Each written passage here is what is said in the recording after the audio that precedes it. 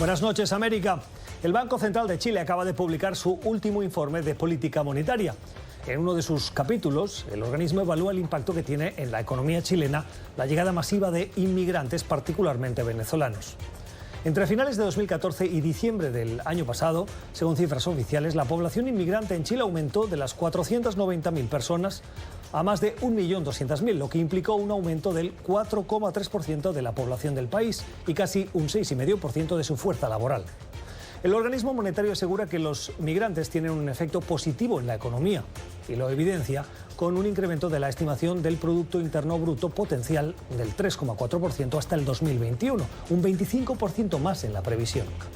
El informe también destaca el perfil educativo de los migrantes, con una escolaridad media que en el caso de los venezolanos es de más de 15 años frente a un promedio de 11 años en el caso de los chilenos. Con este informe, Chile nos recuerda lo que ya la historia reciente nos ha demostrado. La inmigración, especialmente la calificada, es positiva para la economía de un país y que a pesar de los puntuales episodios de xenofobia, la llegada de migrantes venezolanos a diversos países de América Latina es positiva para su crecimiento económico. Son las 8 en Bogotá, Lima, Quito, las 9 en la costa este de Estados Unidos y Santiago de Chile y las 10 en Buenos Aires. Y esto es Cuestión de Poder. Bienvenidos. Hoy en el programa, ¿hay razones para preocuparse por una posible recesión en la economía de Estados Unidos? Congresistas denuncian trato inhumano a migrantes solicitantes de asilo. Bogotá y Lima, entre las ciudades con más caos vehicular del mundo. ¿Qué hacer? Victory is winning for our country. Hoy comienza un cambio de régimen político. Desde nuestros estudios en Washington, la opinión, el análisis y las voces que nos ayudan a comprender nuestro mundo. Es cuestión de querer, es cuestión de poder. Comenzamos y lo hacemos con una mirada a la actualidad de algunas noticias a las que les queremos poner pies de página, la voz de los expertos para comprenderlas un poquito mejor. Y la primera nos lleva a Moscú, a Rusia, donde diversos medios de comunicación, particularmente nos ha llamado la atención, 3 periódicos, los más relevantes del país, se han puesto de acuerdo para publicar similares portadas con un editorial conjunto, algo muy extraño, porque la petición es para defender a un prominente periodista de investigación que ha sido detenido. Los medios son Kommersant, Vedomosti y RBK. Y en la portada se puede leer en ruso: nosotros somos Iván Golunov. Este periodista de investigación que fue detenido por la policía, pateado primero y después arrestado durante 12 horas sin acceso a un juez y enviado a un arresto domiciliario. No son los 3 únicos medios que se han puesto de acuerdo. Ha recibido también la solidaridad de otros medios de comunicación en un raro ejercicio muy extraño de solidaridad periodística en contra de las decisiones del gobierno y particularmente de la judicatura en contra de la libertad de expresión, que en Rusia brilla por su ausencia. Por eso buscamos las explicaciones para saber qué está pasando. Saludamos a Bricio Segovia. Bricio es periodista, hoy está en Washington, trabajando en la Casa Blanca como corresponsal, pero fue corresponsal también en Moscú, en Rusia, durante varios años. Bricio, gracias por estar con nosotros, bienvenido. Teniendo en cuenta, como decíamos, ese estado de la libertad de expresión en Rusia, ¿por qué ahora estos, particularmente 3 medios, pero se han sumado otros, deciden dar este paso? ¿Es un desafío a Vladimir Putin? Bueno, creo que aparentemente es un desafío a Putin, sin embargo, creo que hay que ir más allá. Se trata de 3 diarios que publicaron una misma portada en defensa de Golunov. Sin embargo, son 3 diarios en los que difícilmente vemos artículos críticos con el gobierno. Eso quiere decir que difícilmente publican nada que no haya sido aprobado por la administración de Vladimir Putin. Y eso nos tiene que dar a pensar por qué en estos momentos sí se están uniendo. creo que es una estrategia quizá del Kremlin para intentar limpiar su imagen en lo que ha sido desde luego una tarea mal gestionada por la policía a la hora de intentar implicar a este periodista en una trama de drogas. Por lo tanto, digo que fue una chapuza porque precisamente en los análisis de sangre que le hicieron a Golunov no hubo muestras de drogas, restos de drogas, tampoco en las pruebas que se confiscaron. En teoría, esas drogas que aparentemente colocaron en su apartamento, pues no localizaron huellas dactilares del periodista tampoco. Era muy difícil probar todo esto y por lo tanto fue un fracaso de la policía intentando enmarcar pues un escenario en el que implicara a este periodista. Por lo tanto, creo que ahí están actuando con el beneplácito del Kremlin. En las últimas horas el periodista fue liberado. ¿Crees que ha sido decisiva la acción de estos periódicos y los medios de comunicación en general para este desenlace, para esta liberación? Bueno, dicho todo esto, desde luego, la presión que han tenido que enfrentar tanto por la sociedad como las instituciones civiles, nacionales e internacionales y también por los propios periodistas, desde luego ha tenido que ver con pues, la difusión que ha tenido el caso de Golunov.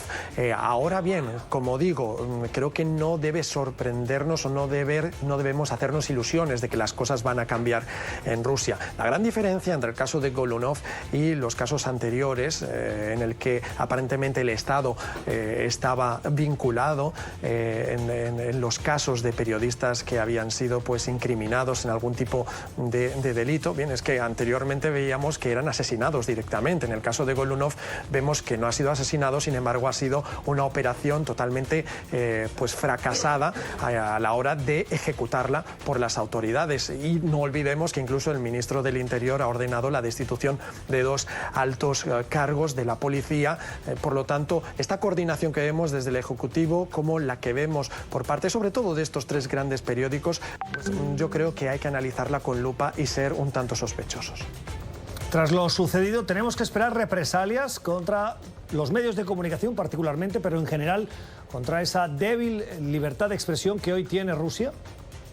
Yo creo que consecuencias no va a tener que enfrentar ninguna. Estos medios de comunicación que han sido los abanderados por la libertad de Golunov, diría que bueno, el hecho de que estemos viendo acciones coordinadas o paralelas desde el Kremlin con los medios de comunicación quiere decir que hay una coordinación absoluta para beneficio seguramente del Kremlin. Ahora bien, no digo que los medios de comunicación no simpaticen con la causa, ni mucho menos. Desde luego seguro que lo hacen. Ahora bien, es la libertad con la que están actuando en estos momentos lo que me hace sospechar de pues la veracidad exacta de que se trate de un acto de revelación por parte o de rebelión por parte de estos medios de comunicación. Creo que no tendrán que implicar que enfrentar implicaciones en este caso, pero tampoco creo que las cosas vayan a cambiar en Rusia a corto plazo. Creo que la amenaza sigue para la prensa libre y por lo tanto también para los periodistas que como Golunov trabajan habitualmente destapando casos de corrupción y que implican a altos cargos del gobierno. Es el análisis de Bricio Segovia, periodista, corresponsal ante la Casa Blanca y fue corresponsal en Moscú, en Rusia, durante varios años. Bricio, gracias como siempre, un placer, feliz noche. Otras cuestiones de la actualidad nos llevan a Manhattan. Morgan Stanley, ese banco de inversión prestigioso alrededor del mundo y que tiene la sede en Estados Unidos, ha publicado un artículo muy breve, pero que nos ha llamado la atención. Se pregunta la autora del artículo si tenemos que estar preocupados por una recesión que se aproxima, que se avecina. Y ella defiende que sí, porque hay 3 elementos, ese es el artículo, 3 elementos que dan señales de alarma de lo que podría venir. El primero, de acuerdo al artículo, es que los datos económicos en Estados Unidos están empeorando y hablan particularmente del deterioro del crecimiento, de las ventas de minoristas, de los pedidos de bienes duraderos o del sector de la manufactura. También habla de los mercados de bonos que están lanzando una señal de alerta. Los rendimientos de los bonos corporativos particularmente en relación con los intereses del Departamento del Tesoro. Y finalmente el crecimiento o el rendimiento de las nuevas industrias, que dice que es bajo. Esos indicadores podrían estar dando señales de que se avecina una recesión. Las recesiones vienen siempre posteriores para reajustar la economía a periodos de bonanza o crecimiento económico. Vamos a saludar para analizar este punto de vista a Stan Beuger. Stan Beuger es economista del Instituto de Empresas estadounidense American Enterprise Institute. Stan, gracias por estar con nosotros. Bienvenido, muy buenas noches. ¿Estás de acuerdo con este punto de vista, con estos indicadores que dan esa señal de alarma, según Morgan Stanley, de que se podría estar avecinando una recesión? Pues buenas noches. Pues yo creo que sí que se están empeorando un poco los datos macroeconómicos de Estados Unidos, pero está de esperar. O sea, lo que vimos en los primeros 2 años del gobierno del presidente Trump fue un estímulo fiscal tremendo. O sea, una rebaja de impuestos, un gasto nuevo muy serio, y ambas cosas ya han ido terminando. Entonces, lo que vamos a ver es una reducción, digamos, en el tipo de crecimiento de la economía. Eso no quiere decir que estemos entrando en una recesión, solo que lo que vamos a ver es un crecimiento del 1,5 o 2%, que es lo normal con la economía que tenemos a largo plazo. ¿Qué recomendaciones darías a los consumidores? ¿Qué medidas preventivas podrían tomar si se realmente confirma esa recesión? Pues evidentemente siempre es bueno tener algunos ahorros de precaución, preventivos, digamos, pero para los consumidores no creo que haya motivo para preocuparse demasiado. Seguimos con un nivel de desempleo extremadamente bajo y no hay motivo para esperar que cambie eso. Lo que sí es verdad, que creo que los mercados financieros, hace 2 años, cuando fue elegido el presidente Trump, creo que estuvieron un poco demasiado optimistas. Creo que esperaban que iba a cambiar por completo el potencial de crecimiento de la economía estadounidense. Y eso no ha pasado. O sea, ahora que ha pasado el estímulo fiscal de los primeros 2 años, lo que estamos viendo es un nivel de crecimiento que vimos antes de ese estímulo, o sea, el 2% al año o algo así. No está mal, pero tampoco es nada espectacular. Es el análisis de Stan Beuger, es economista del American Enterprise Institute. Stan, gracias. Feliz noche. Otras cuestiones de la actualidad que nos llevan a las ciudades del mundo, y particularmente nos fijamos en las de América Latina y del caos vehicular. ¿Saben cuáles son las 2 ciudades, según un ranking de movilidad que se acaba de publicar, que ha analizado 56 países y 403 ciudades del mundo? Las peores ciudades en América Latina con caos vehicular: Bogotá y Lima. El ranking lo elabora la empresa TomTom, corresponde al año 2018 y pone de manifiesto lo difícil que es manejar en estas 2 ciudades y Ciudad de México, que está en la 10ª posición. Son las 3 que forman parte de ese ranking al principio, en esas 10 primeras posiciones, que lo encabeza la ciudad de Mumbai, en India, en 4ª posición, también Nueva Delhi en India, Moscú en 5ª, con su región metropolitana, seguida de Estambul, Yakarta, Bangkok y Ciudad de México. Lo peor de todo es no solo formar parte de esos 10 primeros puestos de ese ranking, sino que es que en el caso de Bogotá y de Lima, que forman ese 2º y 3er puesto, en comparación con el 2017, la situación ha empeorado. Saludamos a Fernando Rojas, es experto en movilidad. Señor Rojas, gracias por estar con nosotros. Feliz noche. Viendo los datos, nos damos cuenta que Bogotá y Lima están en esa posición, pero que comparten esos 4 primeros puestos con 2 ciudades de India, donde la densidad poblacional es mucho mayor. ¿Por qué Lima y Bogotá están en ese ranking inicial de esos 4 primeras posiciones, junto con 2 ciudades con una densidad poblacional mucho mayor? Buenas noches. Ante la incapacidad del Estado de garantizar un transporte público de calidad, la gente ha tomado la decisión de comprar carros y motos, y esto ha llevado al aumento rápido del parque automotor, que sumado a la ausencia o a la escasez de una infraestructura acorde con el crecimiento de la ciudad, llevó a que la gente perdiera velocidad y al mismo tiempo la posibilidad de acceder al espacio urbano. Eso significa que la gente está perdiendo entre 20 y 30 días al año para poderse mover por la ciudad. ¿Qué políticas cree que habría que poner en práctica para mejorar esta situación? Pienso en el caso de Bogotá, que tiene lo que se conoce como pico y placa, pero que parece que por la posición de la ciudad no está dando buenos resultados. Fundamentalmente hay que entender que para mejorar la movilidad, las soluciones no son milagrosas. Hay que trabajar muy fuerte en garantizar transporte público, un transporte público rápido, eficiente, digno, a buen precio. Ofrecer un transporte multimodal que combine el modo férreo, que combine los buses, el tranvía, que combine los cables, las bicicletas públicas, el espacio público para que la gente pueda caminar y sobre todo tratar de invitar a que la gente entienda que el problema no es el carro, no es la moto, el problema es el uso irracional e irresponsable de estos modos de transporte. Es la opinión, el análisis de Fernando Rojas, es experto en movilidad. Señor Rojas, muchas gracias, feliz noche. Y la mirada positiva al final de la sección de noticias que escogemos, una mirada que hoy nos lleva a Tulsa, al estado de Oklahoma, en Estados Unidos, donde una anciana de 90 años estaba alistando para irse a dormir. Pero desde el baño de su habitación se dio cuenta de que su habitación estaba en llamas. E intentó abandonar la vivienda para salvar su vida, pero el humo la desorientó. Lo único que pudo hacer es llamar al 911, el teléfono de emergencias, y apretar el botón de alerta por si le pasa algo que tenía consigo. Antes de que llegasen la policía y los bomberos, un grupo de adolescentes de entre 13 y 17 años decidió dar el paso, entrar en la vivienda y rescatar a la anciana que se encontraba aturdida y desorientada para sacarla.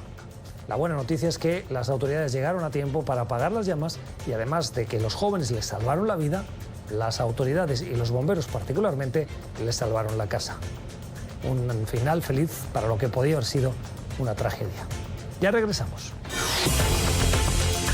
Tiempo para la entrevista en Cuestión de Poder. Hoy para hacernos eco de la preocupación creciente entre los congresistas de Estados Unidos por el trato que reciben, la atención de migrantes y de solicitantes de asilo cuando se encuentran bajo la protección del Departamento de Seguridad Nacional, particularmente de los congresistas demócratas. Hoy en la Cámara de Representantes, varios de ellos, miembros todos del caucus hispano de ese partido, han calificado de inhumanos el trato que reciben esos migrantes y esos solicitantes de asilo cuando se encuentran bajo la protección de la administración estadounidense. Uno de ellos es el congresista por Illinois, Jesús Chuy García. Los saludamos a esta hora. Congresista, gracias por estar con nosotros. Buenas noches. Muy buenas noches. Es un placer, Gustavo. El placer es nuestro. Gracias por estar con nosotros. Usted ha dicho hoy que ese trato es inhumano. ¿Por qué lo califican así? Porque han fallecido varios niños y niñas en la custodia del departamento de patrulla fronteriza. Hemos visitado a los sitios de detención, son inadecuados, violan los derechos humanos. Por esa razón han fallecido estos niños. Buscamos un cambio drástico por parte de las autoridades. Queremos un trato justo y digno de los niños y de las familias y queremos que se respeten lo que ha sido la ley tradicional en relación a personas que buscan el asilo político, en este caso la gente que viene de Centroamérica. ¿Qué más puede hacer la administración? Porque si estamos claros, hay una saturación hoy de esos centros de recepción y atención de migrantes. Sí, la administración puede dedicar los recursos necesarios para atender a esta situación sin precedentes. El cambio en el tipo de migrantes que vienen a Estados Unidos ha cambiado de principalmente hombres jóvenes y solteros a familias, niños, mamás, etcétera. Entonces la administración no ha respondido a este cambio. Se requiere una inversión de recursos recursos para atender a estas familias, pero también tiene que cesar la separación de los niños de sus papás en la frontera y tienen que crearse los centros de detención que puedan procesar a la gente y tratarlos con dignidad y con la atención médica que se requiere para prevenir el tipo de muertes que hoy denunciamos en la Cámara de Representantes. En las últimas horas hemos visto que el presidente Trump ha llegado a un acuerdo con el gobierno de México para contribuir a limitar ese flujo de migrantes que llegan a Estados Unidos. ¿Cree usted que es un buen acuerdo, que eso va a contribuir a reducir la llegada de inmigrantes por la frontera sur? Bueno, creo que Donald Trump está golpeando a un aliado, a un vecino que juega un papel muy importante en la economía de los Estados Unidos. El militarizar la frontera con Guatemala es un paso hacia atrás. Esta no es la forma de lidiar con la raíz de la crisis que está forzando a la gente a inmigrar a los Estados Unidos y buscar asilo político. También no me parece bien que México haya acordado aceptar personas deportadas o personas que van a tener que esperar en México mientras su caso para asilo político es considerado por las autoridades. Hasta cierto punto se están violando lo que ha sido el derecho a ser escuchados, a ser considerados, que siempre se ha practicado en los Estados Unidos en relación a los refugiados o personas que buscan el asilo político. Así es que eso me deja pensando si en realidad fue un acuerdo o si es solamente una oportunidad que crea el presidente para cambiar el discurso y cambiar el tema de su posible juicio político que puede iniciar la Cámara de Representantes para removerlo de la presidencia. Si esa no es la política, ¿qué propuesta tienen los demócratas? Nosotros queremos que la gente que busque el asilo político sea tratada con la tradición, con la dignidad que grupos anteriores han sido tratados. Al mismo tiempo estamos impulsando una solución parcial que es la acta que se aprobó la semana pasada, la acta del sueño y la promesa, que permitiría legalizar a 2,5 millones de personas, incluyendo los jóvenes DACA, como la gente que tiene la protección TPS, principalmente de Centroamérica. Habrán otras propuestas, pero allí es un inicio. Así es que nosotros hemos demostrado un proyecto de ley que da un paso hacia adelante en resolver la crisis migratoria que enfrenta casi 12 millones de personas en Estados Unidos. ¿No cree que esas normativas a las que usted hace referencia, sin un plan que contribuya a mejorar las condiciones en los países del Triángulo Norte, pueden suponer un efecto llamada para que lleguen más migrantes? Correctamente lo señala usted, Gustavo. Si nosotros, como el país más rico y poderoso en el hemisferio y en el mundo, no invertimos en cambiar las condiciones de vida de la gente en Honduras, en El Salvador y en Guatemala, si no cambiamos su calidad de vida, entonces van a seguir viniendo a Estados Unidos. No es una solución la militarización y el negarle la vía legal a la gente que busca el asilo político, si no hacemos un esfuerzo comprensivo con todos los socios, incluyendo México y los países de Centroamérica y la comunidad internacional, para crear alternativas positivas que le permitan a la gente quedar en sus países. La gente no viene porque busca un clima mejor, la gente viene porque es forzada tener que salir de sus países debido a la violencia, al cambio climático o la otra inestabilidad que existe en su país de origen. Una última pregunta y termino, congresista. ¿Qué le dice a aquellos que defienden la actuación del presidente Trump y que dicen que en esos países la corrupción se consume esos fondos de ayuda y no acaban en los proyectos adecuados que tienen que cambiar esas circunstancias? La corrupción es un factor muy importante.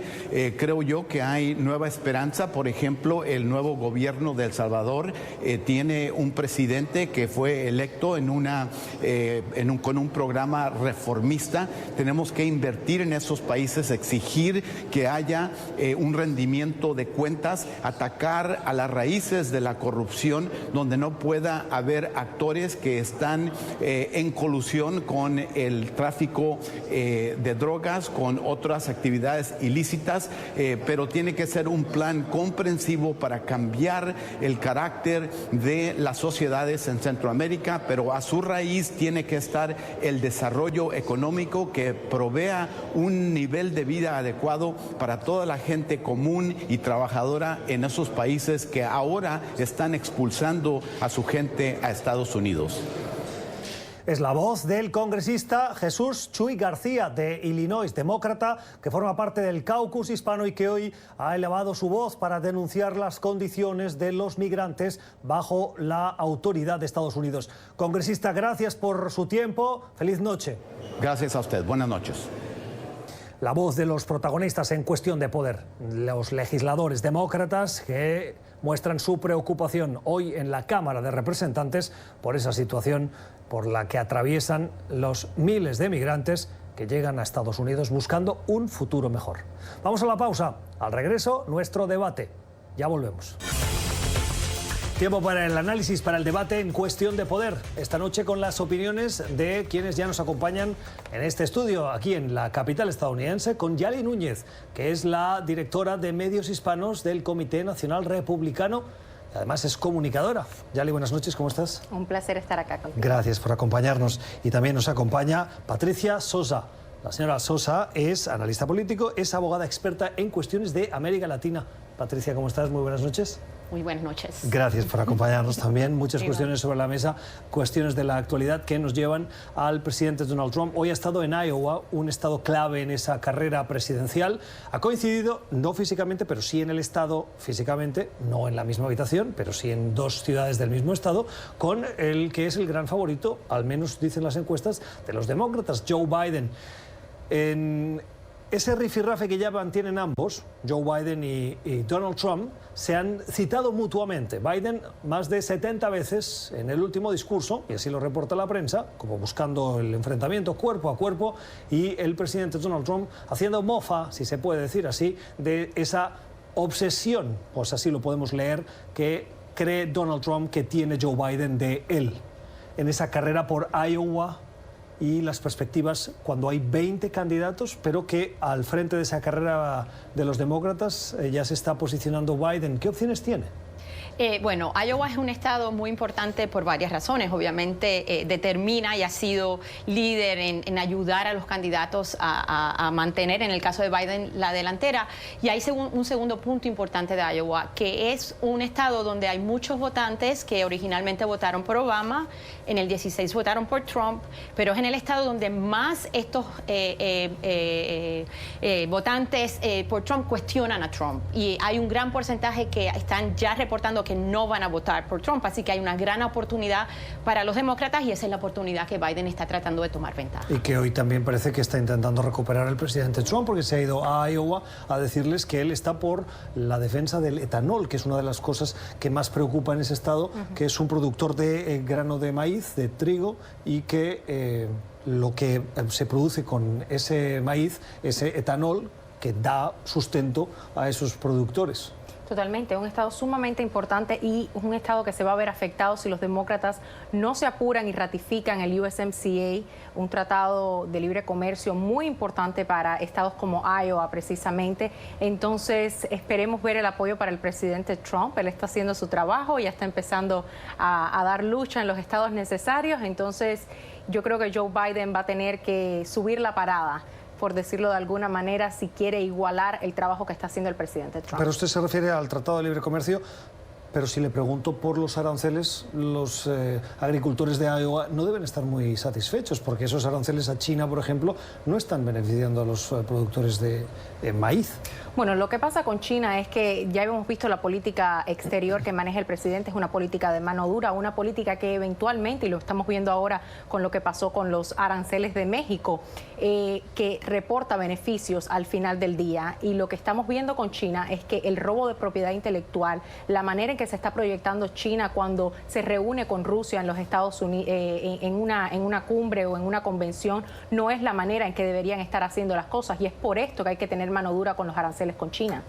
Bueno, vamos a ver, es cierto que el presidente consigue un acuerdo con México, un acuerdo que yo estoy escandalizada que los mexicanos hayan llegado a ese acuerdo porque pone toda la presión en los mexicanos, y vamos a ver si los mexicanos van a poder cumplir con ese acuerdo. A mí me parece casi imposible de cumplir. La batalla con los chinos está campal, no se ve final a esa batalla. Ahora mismo los chinos están diciendo que le van a negar a las compañías americanas accesos a recursos naturales que necesitan para la manufactura de sus productos, y asumo que muchos de estos son productos electrónicos. Estamos en el mismo medio de la batalla. Ahora Trump puede reclamar, y todo lo que reclama Trump tenemos que cuestionarlo. Lleva solamente, ¿cuánto? 5 días desde que llegó al acuerdo con México, porque eso pasó con Corea del Norte, ¿no? Que llegó supuestamente un gran acuerdo y después nada pasó. Así que vamos a ver qué pasa con México, porque lo de China se ve muy mal. Lo que pasa y lo que sí estoy de acuerdo es en los productos a los que China también les pone aranceles, porque hay que recordar que no solamente estos son aranceles por parte de los Estados Unidos, sino que estos países toman sus medidas. Está lo que le dicen rare earth, que es el producto que usamos para nuestros teléfonos, para las pantallas de nuestros teléfonos, al cual China tiene un gran acceso y estuvo pensando y contemplando el poner aranceles con respecto a esto. Entonces, ¿por qué no nosotros también poner nuestros aranceles, poner mano dura y tratar a los países de la manera que nos tratan? En cuanto a México se refiere, vimos las cifras en el último mes, con más de 140,000 personas detenidas en la frontera tratando de ingresar a los Estados Unidos de manera ilegal. El presidente dijo que iba a tomar una medida, lo hizo por el lado de la economía, le dolió a México, se sentaron, negociaron. El canciller de México, Marcelo Ebrard, dijo que las conversaciones se dieron en un ámbito respetuoso, se ha llegado a un acuerdo, ahora esperemos ver los beneficios. No son 144,000 personas tratando de entrar ilegal, son refugiados que tienen el derecho de tratar de entrar a este país. Vamos a aclarar eso, no son ni criminales ni son drogadictos, y muchos de ellos eran niños, ¿no? Entonces, cuando pensemos de la administración de Trump, acordémonos de estos niños que son maltratados por el gobierno americano bajo el liderato del presidente, de la señora que aquí se encuentra. Así que vamos a recordarnos de eso. Vamos a ver qué pasa con el acuerdo de México. Hay una gran historia y un patrón en los acuerdos de Trump, que al principio todo se ve bonito y después no funciona. No ha funcionado nada. Vamos a ver si funciona lo de la frontera con México. A mí me parece un acuerdo muy cruel porque no reconoce la razón verdadera por qué estos inmigrantes están tratando de entrar a Estados Unidos. Es porque Honduras tiene la tasa de homicidios más alta del mundo, donde no hay empleos y donde la juventud está arriesgando su vida cada vez que caminan por la calle. Y eso es lo que hay que hacer, ayudar a esos países y no ponerle la presión a los refugiados que tienen el derecho a buscar asilo político. Precisamente sobre esta explicación que nos daba ahora Patricia, hemos entrevistado antes, y ustedes lo han escuchado, al congresista Jesús Chuy García de Illinois, y nos hablaba de cómo un grupo de legisladores, particularmente demócratas, señora Núñez, están preocupados por las condiciones en las que se encuentran los migrantes y los solicitantes de asilo cuando se encuentran bajo la protección del Departamento de Seguridad Nacional. Hoy han tomado la palabra varios de ellos en el Congreso, y lo hemos hablado con el congresista, y en sus declaraciones coincidían en subrayar las condiciones inhumanas en las que se encuentran esos migrantes.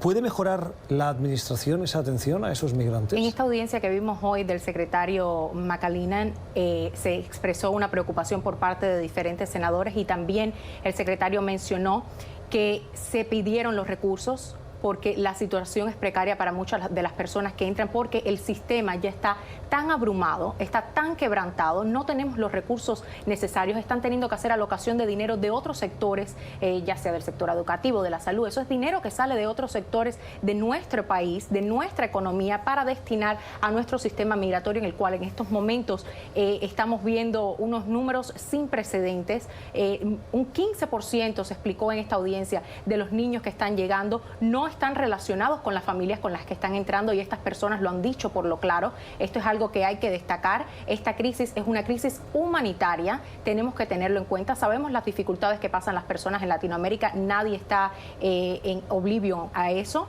pero la realidad de este asunto es que hay que hacer las cosas por la ley.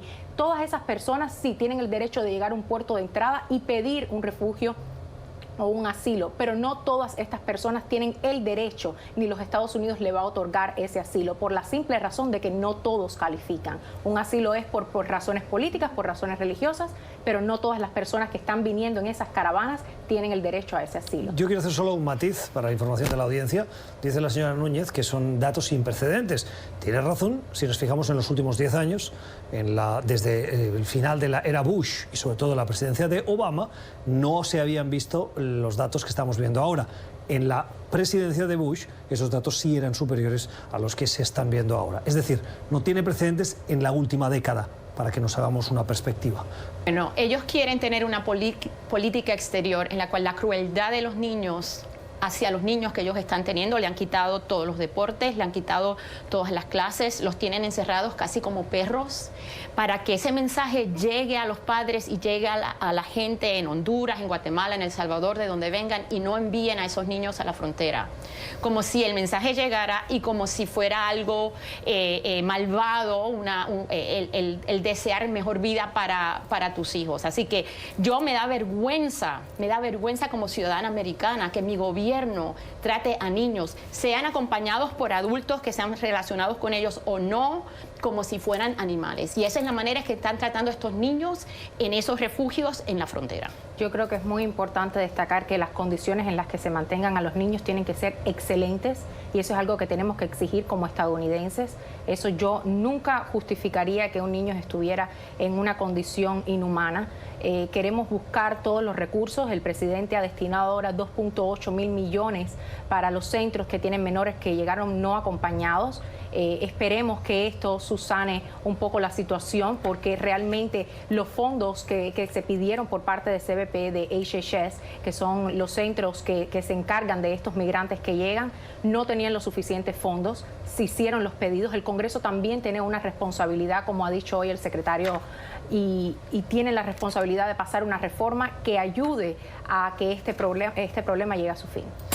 Les propongo que cambiemos de asunto. Hoy el presidente Trump, antes de salir de la Casa Blanca para visitar el estado de Iowa, ha hecho diversas declaraciones, referencias a cuestiones de la actualidad. Una de ellas, hace tiempo que la vamos explicando, es la consideración de que esta administración podría otorgarle el TPS a los venezolanos, es decir, ofrecerles asilo. Hoy ha sido la primera vez que hemos escuchado al presidente decir que él está evaluando de una manera proactiva esa posibilidad. Eso no quiere decir que lo vaya a hacer, pero el hecho de que frente a los medios lo reconozca es un paso. ¿Es un paso? Totalmente. ¿Por qué? Totalmente, porque hemos visto la política efectiva que el presidente ha mantenido con Venezuela, como decía anteriormente, política exterior de mano dura, donde ha tratado con sanciones económicas de estrangular económicamente a lo que es el régimen de Maduro y a sus secuaces. Esperemos que esos venezolanos que están huyendo de la represión, de la opresión, puedan encontrar un hogar, ya sea en los países a los que se han trasladado, como por ejemplo en Colombia, que está en la frontera. Básicamente hay muchos campamentos de refugiados ahí, pero también que si su deseo es venir a los Estados Unidos, encuentren una oportunidad, si es que así lo determina el presidente y el Congreso. Pero las políticas del presidente Trump ya reconocen que hay una crisis. De hecho, es una crisis política, humanitaria, económica. ¿Por qué estar pensando solo cuando la evidencia es tan abrumadora?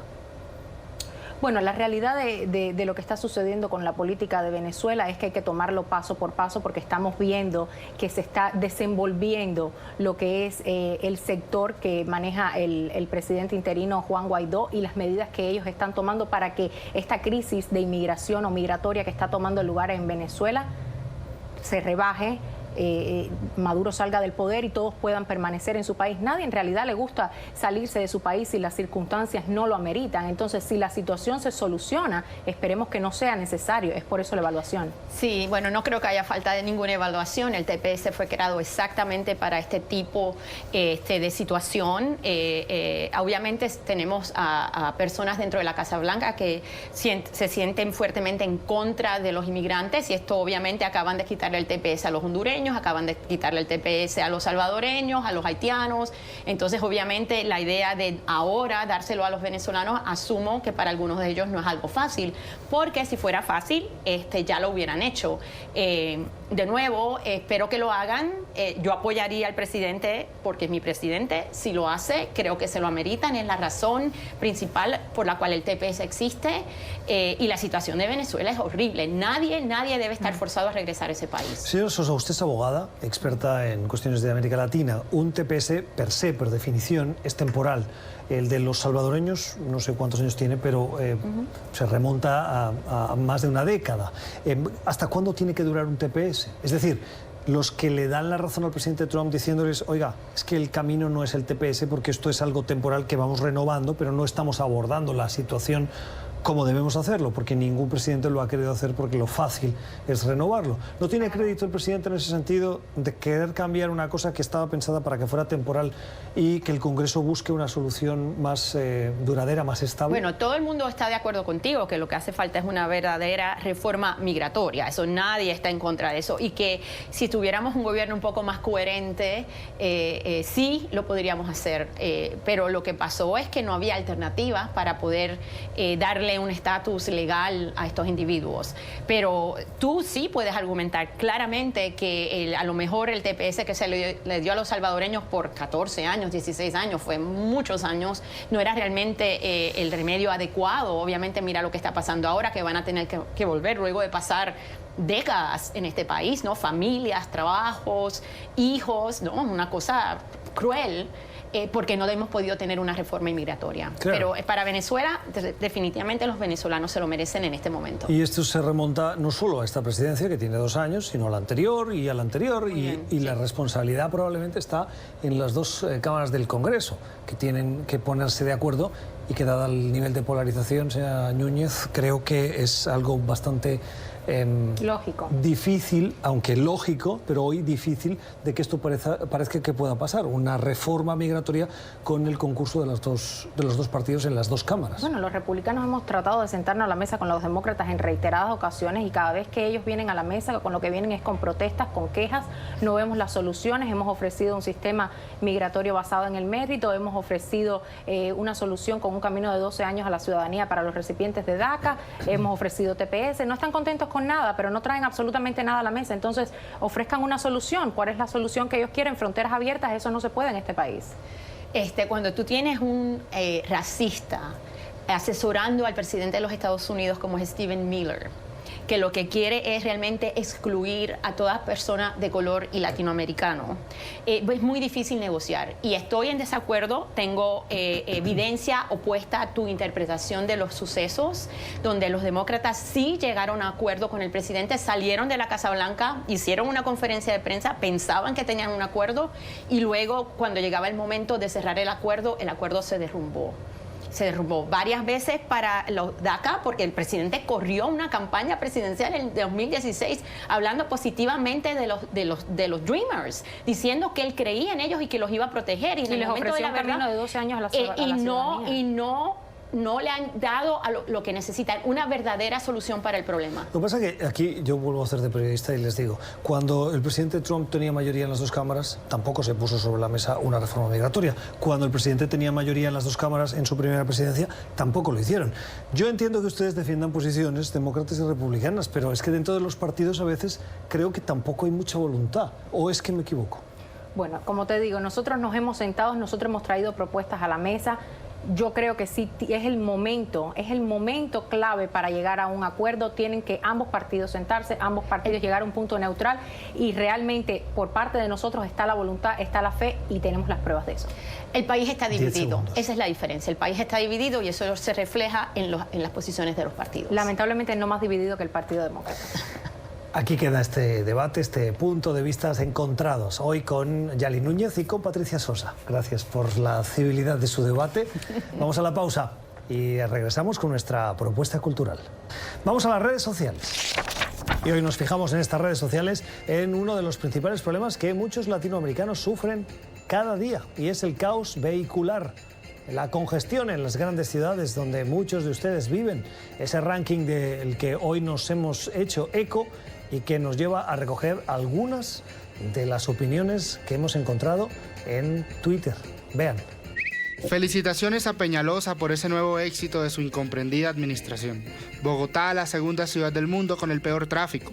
Esperemos que con su labor desinteresada logre, antes de concluir su administración, el primer lugar. Todo por Bogotá, y no es carreta. Es tan fatal el tráfico en Lima. Varios pasajeros se bajaron del bus para ir a un chifa que quedaba cerca, hasta el cobrador fue. Demoraron algo de media hora y volvieron como si nada porque el bus seguía parado. Las palabras de ustedes, los conductores, que hacen referencia a sus alcaldes o a las políticas que están aplicando en esas grandes ciudades, en ese ranking que en América Latina lidera Bogotá, sigue Lima y en la 10ª posición de esas ciudades de más de 400 de todo el mundo, la 10ª posición, decíamos, esta Ciudad de México. Más mensajes en las redes sociales hacen referencia a la liberación de ese periodista de investigación en Rusia que, tras la presión de los medios, ha sido puesto en libertad por las autoridades. Golunov libre, una gran noticia y otra señal de cómo la presión pública está asustando a las autoridades en estos tiempos. Ayuda a que los responsables de enmarcarlo sean probablemente pequeños. Imagino que algunos policías de rango medio están tratando de reservar ya entradas fuera del país. La importancia de la presión, en este caso de la rara solidaridad de los medios rusos que ahora podrían enfrentar represalias, pero que en cualquier caso han dado un paso más para defender un valor fundamental, el de la libertad de prensa, la libertad de expresión. Nos sumamos a esa solidaridad. Así terminamos. Gracias por la generosidad de su tiempo, con la confianza de que hayan aprendido como lo hemos hecho nosotros. Volvemos mañana. Feliz noche.